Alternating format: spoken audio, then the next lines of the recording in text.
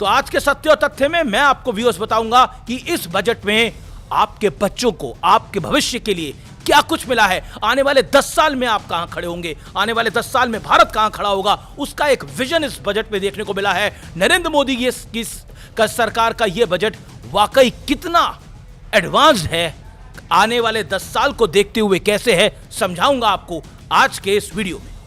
आसान नहीं होता 2026 में 2047 का लक्ष्य तय करना और फिर उस लक्ष्य को हासिल करने के लिए अभी से प्लानिंग और एग्जीक्यूशन में जुट जाना। आसान इसलिए नहीं क्योंकि 20 साल आगे की प्लानिंग पर आज किया जा रहे काम से पब्लिक खुश नहीं होगी, क्योंकि जनता तुरंत राहत वाले मोड में होती है।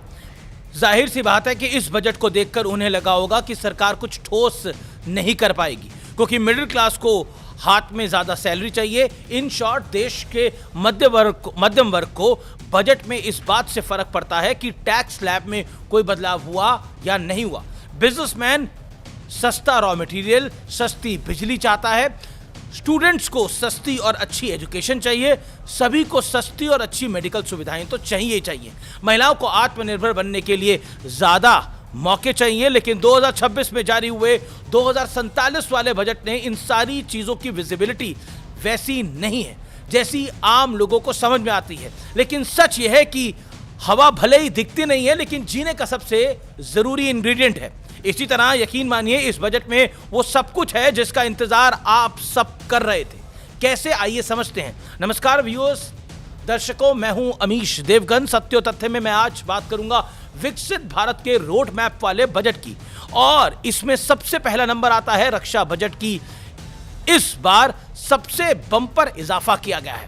2026-2027 में डिफेंस के लिए 7.85 लाख करोड़ रुपीस आवंटित किए गए हैं। 2025-26 में ये 6.81 लाख करोड़ था, यानी 1 लाख करोड़ का इजाफा हुआ है। ऑपरेशन सिंदूर इसकी बड़ी वजह है। चाइना और टर्की ने खुलेआम पाकिस्तान की मदद की थी, इसलिए भारत को कई मोर्चों पर खुद को तैयार रखना होगा।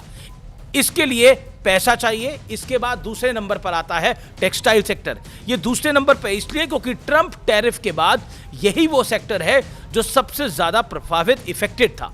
बजट में 5 पॉइंट इंटीग्रेटेड प्रोग्राम का ऐलान हुआ है। पहला, नेशनल फाइबर स्कीम, इससे कच्चे माल में आत्मनिर्भरता को मजबूती मिलेगी। दूसरा, textile expansion and employment scheme, इससे क्वालिटी बढ़ाना और प्रोडक्शन कॉस्ट घटाना मुख्य मकसद होगा। फिर नंबर आता है नेशनल हैंडलूम और हैंडीक्राफ्ट प्रोग्राम का, इससे हैंडीक्राफ्ट को दोगुनी रफ्तार दी जाएगी। फिर समर्थ 2.0 के जरिए स्किलिंग और वर्क फोर्स अपग्रेडेशन किया जाएगा। आखिर में टैक्स इको यानी सस्टेनेबल इनिशिएटिव से ग्रीन मैन्युफैक्चरिंग और सस्टेनेबल प्रैक्टिस को बढ़ावा दिया जाएगा। इन शॉर्ट, देश की कपड़ा इंडस्ट्री को पूरी तरह से सेल्फ सफिशिएंट बनाना है, लेकिन यह काम रातों रात नहीं होगा। इसमें थोड़ा वक्त तो लगेगा ही, लेकिन अच्छी बात तो यह है कि हम सही रास्ते पर निकल चुके हैं। बजट में तीसरा बड़ा ऐलान रेयर अर्थ कॉरिडोर बनाने का है। केरल, तमिलनाडु और ओडिशा में यह कॉरिडोर बनेगा। जिन दर्शकों को पता नहीं है उनके लिए आसान बता देता हूं, आसानी से समझा भी देता हूं। रेयर अर्थ मटेरियल नेक्स्ट सोना, चांदी, हीरे, जवाहरात हैं। जिसके पास जितने रेयर अर्थ मटेरियल होगा, दुनिया में उसकी उतनी हैसियत बढ़ेगी। बजट में चौथा बड़ा ऐलान है सेमीकंडक्टर मिशन ISM 2.0 को लॉन्च करने का। जिन्हें नहीं पता उन्हें भी समझा देता हूं। सेमीकंडक्टर को किसी भी इलेक्ट्रॉनिक डिवाइस का दिल कहा जाए तो गलत नहीं है, असल में दिल ही है। सेमीकंडक्टर में आत्मनिर्भरता मतलब है चीन और ताइवान की तरह भारत का मोबाइल, कंप्यूटर, लैपटॉप की फैक्ट्री बनने की गारंटी। इसके अलावा टीवी, कार के sensor, AC, fridge, washing machine, ATM card, LED light, gaming console, AI, internet, सबकी मैन्युफैक्चरिंग टोटली इंडिजिनस यानी मेड इन इंडिया, यानी बम्पर जॉब्स क्रिएशन भी होगा। बजट में पांचवा बड़ा ऐलान है SMEs को 10,000 करोड़ रुपए की ग्रोथ फंड का। इससे उन छोटी कंपनियों को, छोटी इंडस्ट्रियों को बूस्ट मिलेगा जिन्हें छोटी सी मदद से मार्केट का बड़ा खिलाड़ी बनाया जा सकता है। बजट में एक बड़ा ऐलान VB रामजी को लेकर भी हुआ है। बीते साल के मुकाबले इस बार 10,000 करोड़ रुपए ज्यादा एलोकेट किए गए हैं। कांग्रेस इसमें बड़ा प्रदर्शन कर रही थी। 1,000 करोड़ भारत सरकार का हिस्सा है। अभी राज्यों को भी अपना हिस्सा देना है। नए नियम के मुताबिक केंद्र को 60% और राज्यों को 40% का योगदान करना होगा। इसके अलावा मुंबई पुणे, पुणे हैदराबाद, हैदराबाद बेंगलुरु, हैदराबाद चेन्नई, चेन्नई बेंगलुरु, नोट करते जाइए, दिल्ली वाराणसी, वाराणसी सिलीगुड़ी में 7 हाई स्पीड रेल कॉरिडोर ऐलान हुए हैं। यह है तरक्की की नई रफ्तार। हायर एजुकेशन के लिए, बड़े एजुकेशनल इंस्टीट्यूट्स के लिए हर जिले में गर्ल्स हॉस्टल बनेंगे।